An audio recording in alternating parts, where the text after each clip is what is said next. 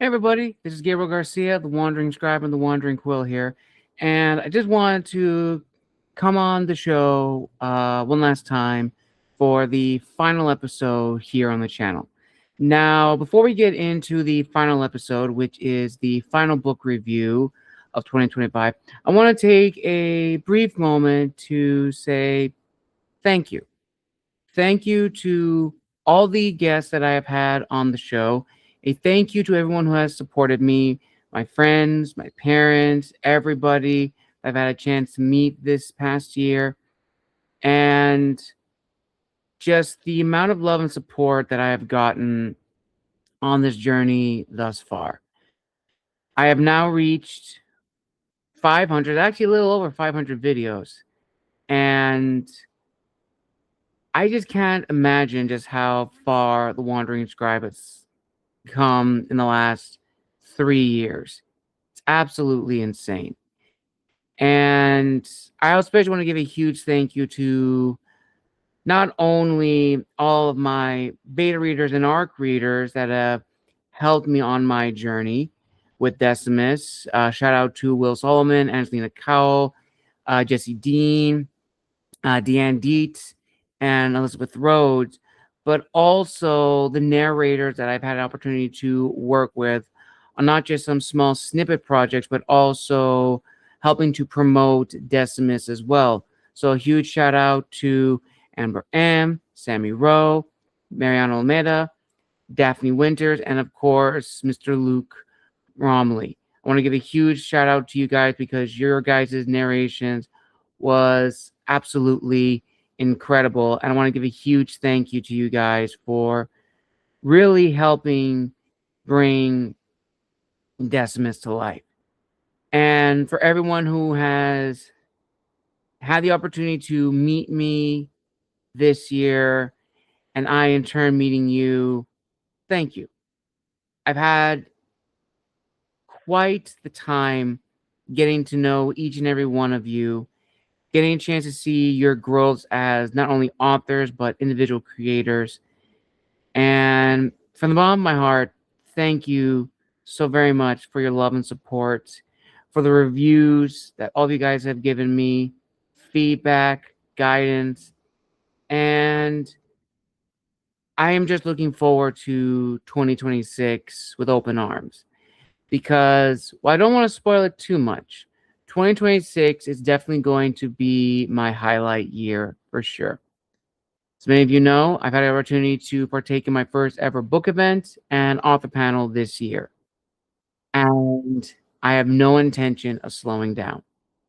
So be on the lookout for those posts coming soon in 2026.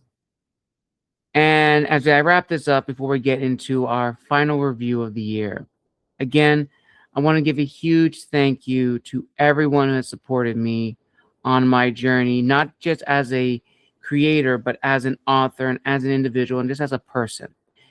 First and foremost, I want to give a huge shout out to my family who have been very supportive, always spreading the word with family and friends. I really, really appreciate and cannot say enough good things about them. I wouldn't be here if it wasn't for them and their support. Secondly, I want to give a huge shout out to my friends that I've met on my journey as an author. People like Emily Lanco, my editor, Lori Ball, of course, Kim Applegren, Damien Schillingford, Christoph Salom, and J.R. Carter, Kevin Wayne, Deanne Dietz, Jamar Jackson, Amer Saleh, Aaron Wiedemeyer, Tatum Carrington, and there are so many more people that I don't want to forget. But to all the authors and all the people that I have met on my journey, and for those I've met for just this year alone, thank you. Thank you from the bottom of my heart. And without further ado, let's dive right in to the final episode on the channel, the final book review of December and of 2025. And this book comes courtesy of fellow Wandering Scribe alumni, J.R. Carter. So without further ado, let's dive right in to this incredible book. And until next time, we'll see you all in January. So, enjoy the review, everybody. Take care. Happy holidays. And above all, this has been the Wandering Scribe and the Wandering Quill signing out, wishing you a happy new year. Tales of the Black Knight, An Impossible Debt by J.R. Carter. Unable to return home and lost in a world unfamiliar to him, 17-year-old Sonny Venshay has lost everything. With no skill for survival, combat, or much of anything else, Sonny lays blame for his woes at the feet of none other than the notorious and legendary Black Knight. Determined to claim his vengeance, Sonny joins a gang of colorful mercenaries as they embark on a dangerous adventure that even the most experienced among them may not survive. Forced to balance his own desires against the good of the group, Sonny's internal battle puts all at risk as they fight across a deadly and inhospitable land. From battered wastelands to towering jungles, an impossible debt asks how much revenge is truly worth, and whether some debts are too big to ever be paid. Chapter 1. Of all the dead, it was the horses that weighed heaviest on his heart. Warm corpses lay around Sonny Venshay for as far as he could see. Mud seeped through his well-worn shoes as he realized such a volume of bloodied bodies made for a sight so much worse than he'd ever pictured. Perhaps he'd grown dull to the death of humans. Most of the folk chose to be there, he supposed. Their mounts had no such say. Flags from both armies twitched lazily in a mellow breeze, carrying with it a throat-tightening stench. Even so, Sonny longed for his mother's cooking. Callias struggled to tug their rickety wooden wagon over another dead soldier and turned to scowl at his wiry younger brother. "Come on, Sonny," he said, not half as irritated as a less cheerful soul would have been. "I can't do this, Callias." Sonny's eyes widened and his lip quivered. "There's no way to live." "Ah, you're yet young." Callias picked up a bloody short sword and examined it with what he probably thought was a fairly good impression of a discerning eye. They were barely 3 years apart, but still, Callias fancied himself wise with only 20 winters behind him. "You need to see more of the world. Then you'll know what wonders we can achieve." "I've seen enough," Sonny scoffed and waved a hand across the rolling hills of carnage. Taking both handles, Callias heaved, and together the brothers dragged their wagon over a deceased man with an unceremonious thump. Half the day had passed by, and the sorry-looking pair had barely added much to their inventory that hadn't been there before dawn. In total, they had in stock a small sack with partly eaten bread inside, browning apples, and a water pouch each. Callias carried a knife on his hip. Sonny had picked up a knife too, which was stuffed into his bedroll and about as useful there as it would have been in his hand. Among their meager gatherings were a slightly torn gambeson colored dark green, a couple of helmets without dents, and half a dozen assorted swords. All told, their collection was worth a few coins and barely worth the effort, at least according to Callias. Sonny had no idea and suspected his brother's knowledge on the matter was little better. About time for lunch, Callias used his foot to roll another corpse from their path. The body was that of a young woman, shield still clutching in her white-knuckle hand. "You can eat," Sonny covered his mouth. "I'll wait." You wait," his brother chuckled. "You wait until we got a feast before us, and wine. Wine poured by beautiful, curvy women." Sonny gave a dismissive wave. "Enough nonsense. There's no wine and no women, only this." He gestured that same hand over the next few hills, each slope and rise peppered with stinking dead. "This is just the beginning, Sonny," Callias smiled. He was never as convincing as he imagined himself to be. Soon we will be men of great fortune. A few more battlefields like this, and we will never have to bloody our boots again. You are mad. Sonny turned his head to avoid the still-eyed stare of a dead boy, no more than 14 winters old. On any path, has it occurred to you that anything of worth the victors probably took with them? Can't you hear that? Callias put his hand to one ear and leaned eastward. The battle yet rages. Seizing their awkward journey for a moment, Sonny wrinkled his brow and looked at the uneven ground. There was a low roar, too quiet to hear over the sound of a person speaking, but in silence a clamor could be heard on the breeze. Were it to change direction, the breeze might have carried the sound elsewhere.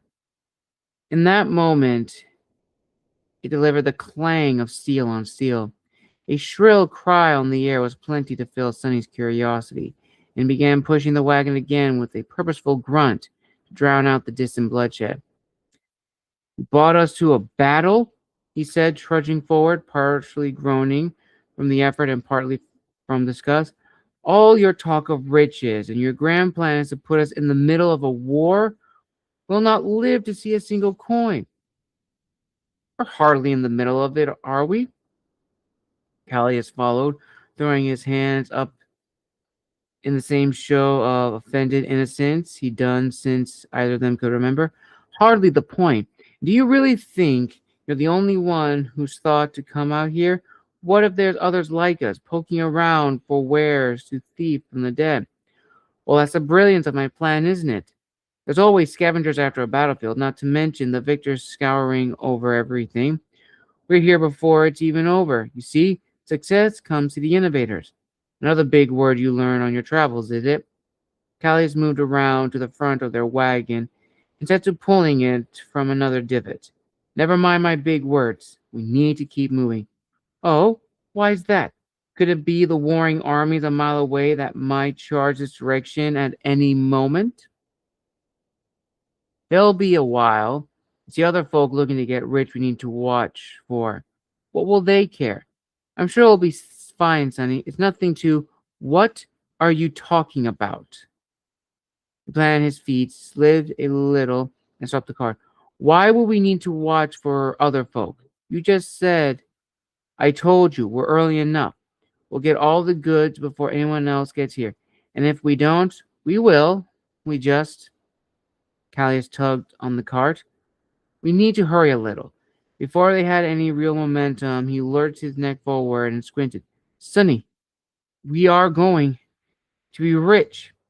Dropping the wagon handles, Callias slipped as he ran off to the left. Sonny threw his hands up and sighed loudly, watching as his brother leapt over limbs, spilled entrails, and dropped weaponry like he was still a child, bounding over logs and rocks. How anyone could be so excited in the aftermath of such misery and chaos was beyond him. But Callias had always been an odd one. He had the same giddy sprint he would do every spring when the warlord wagon trains would come through their village, clumsily tearing ahead of everyone else, his legs struggling to keep up with the grin on his face. Callias dipped behind a hill and suddenly started to plod after his irritably gleeful brother. "Bring the wagon!" Callias appeared on the opposite side of a gully, stopping only long enough to holler. Sonny took a long, slow breath through his teeth and turned back to the wagon. Picking up the handles, the dark-skinned boy moved forward, each step large and deliberate. As times were behind him rattled and shifted, he didn't much care if anything fell out. He kind of hoped something would get lost just to see Callis get annoyed. Two borders they crossed to reach the miserable lands of Feech, the loss of their mother still raw in Sonny's heart. Somehow, through all of it, his brother managed to maintain an annoyingly cheery outlook. Callis had even treated their mother's days of passing like his own personal reunion, smiling and joking with neighbors he hadn't seen since leaving home to make his fortune. Just once Sonny would like to see his brother get a little bothered by something, by anything. Can't believe it. Call's voice was high with excitement. He held one open palm against his forehead, a relentless grin in full bloom.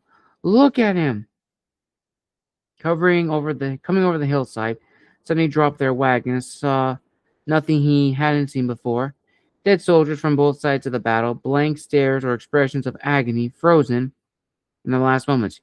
Young men and women who should have been with their families instead lay with their insides in the open sun.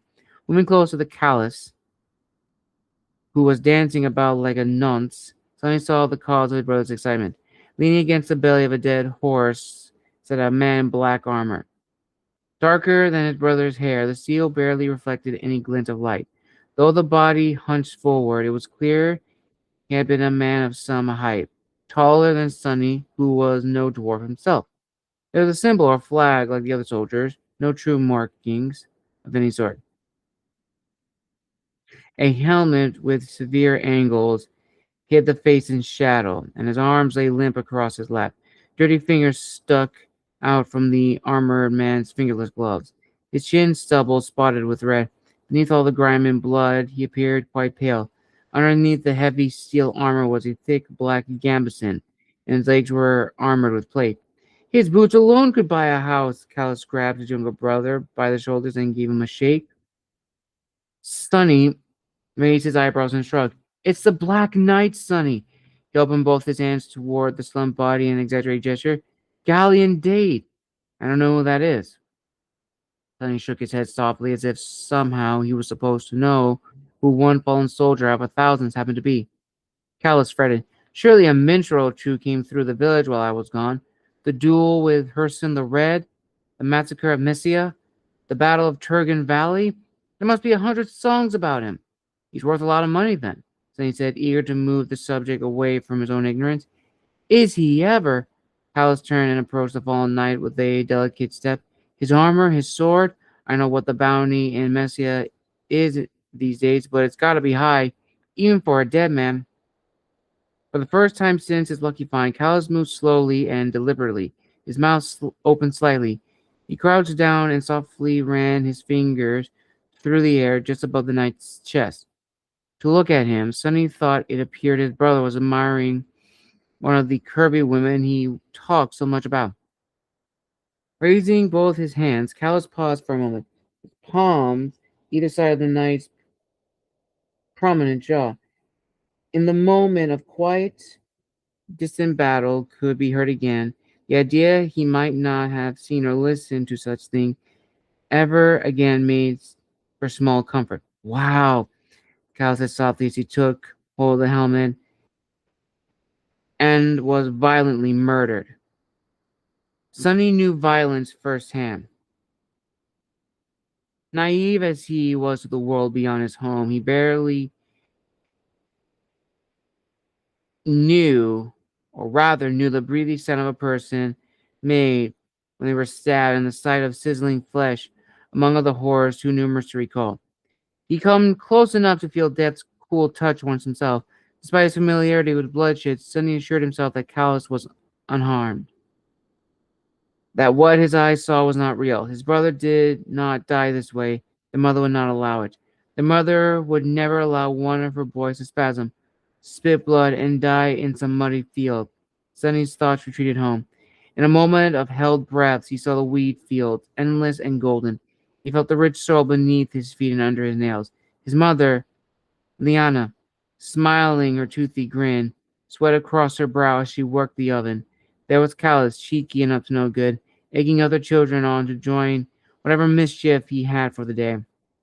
Sonny recalled long summers of hot work and cool relief, tilling soil and playing at the creek side.